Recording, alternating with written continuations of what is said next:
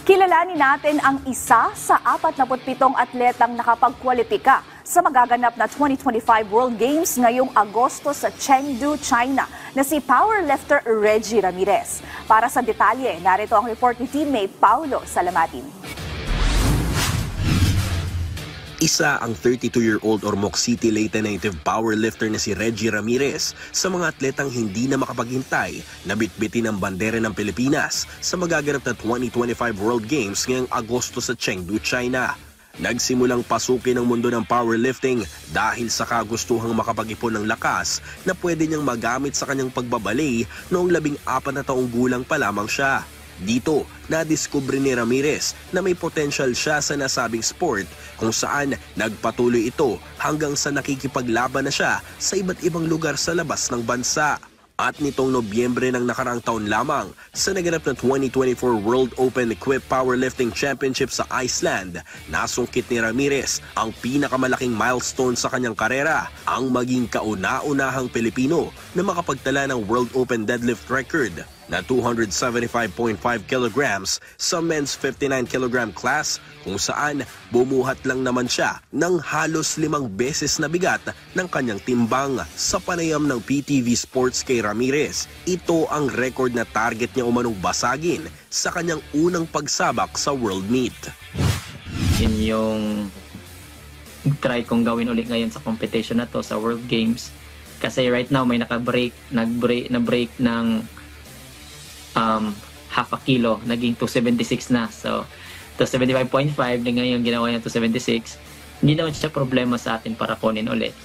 So, hopefully lang na in that day sa competition, mas maganda yung condition natin. Pero bago ang lahat ng ito, ibinahagi rin ni Ramirez na dumaan ito sa puntong kinailangan niyang itigil ang pagiging atleta ng 3 taon dahil sa banta ng pandemya noong 2019. 2019, nasa condition pa talaga ako noon. Hindi ko masasabing prime kasi paakyat pa ako eh. So, it was really good condition pa, and then pandemic hit. So, mas pinili ko na lang yung health side ko na instead of going out the country, baka makuha ko pa yung mga sakit-sakit. Kasi it was very common that time, di ba? Sobrang hirap. And then, ang difficulty din ng getting from one country to the other country, how strict it is, and all this tests, and then it wasn't available yet yung mga vaccine, and it was expensive that time. It wasn't for free. Yeah, and then I was like, yeah, maybe I just prioritize now on how to earn more money to actually sustain my living. And then, natigil ako for 3 years. So that's what I was doing lang, eating well, doing esports and talking to my brothers and families. Tapos with the help of my partner, also very supportive kasi sila lang yung kasama ko dito doon sa Manila, and then yung family niya, which very very kind people. So I never really felt na I was alone or na na depressed. Not even a little that it crossed my mind ma-depress ako. No. Ngayong kasado na ang pag-ukit sa kasaysayan ni Ramirez sa World Games, iisang motibasyon lang ang nais niyang bitbitin paakyat dito, katapat ang malalakas na pambato ng ilang powerhouse countries.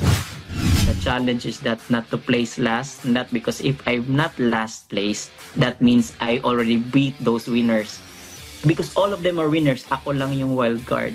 Lahat sila doon winner. So if I beat any one of them, that's already a win. And then at the same time to get that world record because that was ours.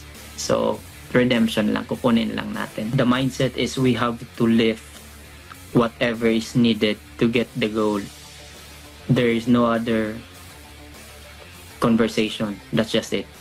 We just have to be ready to pull, to lift as much as we need. Whatever is needed, you must lift it. Samantala, maliban kay Ramirez, isa pang Pinoy powerlifter na si Joyce Kale Reboton ang nakapagkwalipika sa ikalawang pagkakataon para sa magaganap na World Games.